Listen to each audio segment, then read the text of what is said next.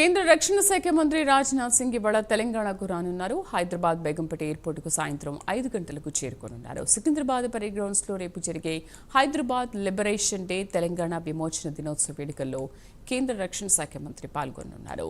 కేంద్ర ప్రభుత్వ ఆధ్వర్యంలో జరిగే తెలంగాణ విమోచన దినోత్సవాల్లో కేంద్ర రక్షణ మంత్రి రాజ్నాథ్ సింగ్ అధికారికంగా జాతీయ జెండాను ఆవిష్కరించనున్నారు.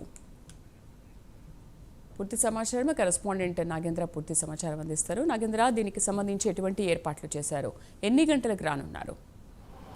Thank you Sridevi. రేపు సికింద్రాబాద్ పేరెడ్ గ్రౌండ్లో జరిగేటటువంటి హైదరాబాద్ విమోచన దినోత్సవ వేడుకలకి ముఖ్య అతిథిగా కేంద్ర మంత్రి అయినటువంటి రక్షణ శాఖ మంత్రి రాజ్నాథ్ సింగ్ హాజరు కాబోతున్నారు. ముఖ్యంగా దానిలో భాగంగానే ఈరోజు సాయంత్రం 5 గంటలకి ఆయన ప్రత్యేక ఫ్లైట్లో బేగంపేట ఎయిర్పోర్ట్కి చేరుకున్న తర్వాత అక్కడ తెలంగాణకు సంబంధించినటువంటి బీజేపీ రాష్ట్ర నాయకులు అదేవిధంగా కేంద్ర మంత్రులు కిషన్ రెడ్డి, బండి సంజయ్ ఘన స్వాగతం పలకబోతున్నారు. అక్కడి నుంచి నేరుగా ప్రత్యేకంగా ఏర్పాటు చేసినటువంటి ఆయన విడిదికి వెళ్తారు. తర్వాత రేపు ఉదయం 7:30 పెరేడ్ గ్రౌండ్లో ఏర్పాటు చేసినటువంటి విమోచన దినోత్సవ వేడుకలకి ఆయన హాజరు కాబోతున్నారు. ఆయనతో పాటు అదేవిధంగా పర్యాటక శాఖ మంత్రి, కేంద్ర పర్యాటక శాఖ మంత్రి అయినటువంటి గజేంద్ర సింగ్ షెకావత్తో పాటు అదేవిధంగా కిషన్ రెడ్డి, బండి సంజయ్తో పాటు బీజేపీ రాష్ట్ర అధ్యక్షుడు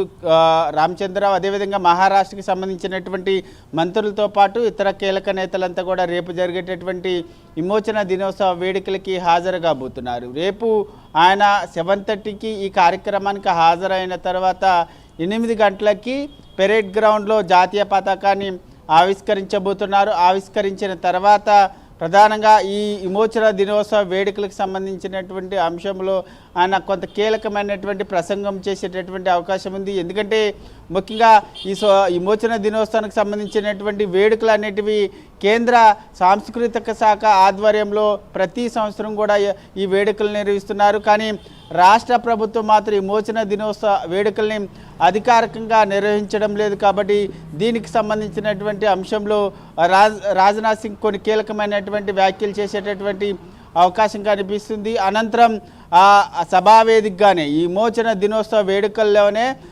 హైదరాబాద్ విమోచన దినోత్సవానికి సంబంధించినటువంటి అంశంలో విమోచనానికి సంబంధించి పోరాటం చేసినటువంటి యోధులు కానీ అదేవిధంగా తెలంగాణ రాష్ట్ర ఏర్పాటుకు సంబంధించినటువంటి పోరాటం చేసినటువంటి యోధులని సన్మానించబోతున్నారు. అనంతరం కంటోన్మెంట్లో ఏర్పాటు చేసినటువంటి మాజీ ప్రధానమంత్రి అయినటువంటి అటల్ బిహారీ వాజ్పేయి విగ్రహాన్ని ఆవిష్కరించబోతున్నటువంటి పరిస్థితి అయితే కనిపిస్తుందని చెప్పాలి. ఒకవైపు ఇప్పటికే బీజేపీ రాష్ట్ర నాయకులంతా కూడా ఒక్కటే డిమాండ్ చేస్తున్నారు. రాష్ట్ర ప్రభుత్వం విమోచన దినోత్సవాలు అధికారికంగా జరిపించాలంటూ కూడా డిమాండ్ చేస్తున్నటువంటి నేపథ్యంలో ప్రస్తుతం రేపు జరిగేటటువంటి సభలో రాజ్నాథ్ సింగ్ ఏ విధమైనటువంటి ప్రసంగం చేస్తారన్నది మాత్రం ఆసక్తికరంగా మారబోతుంది.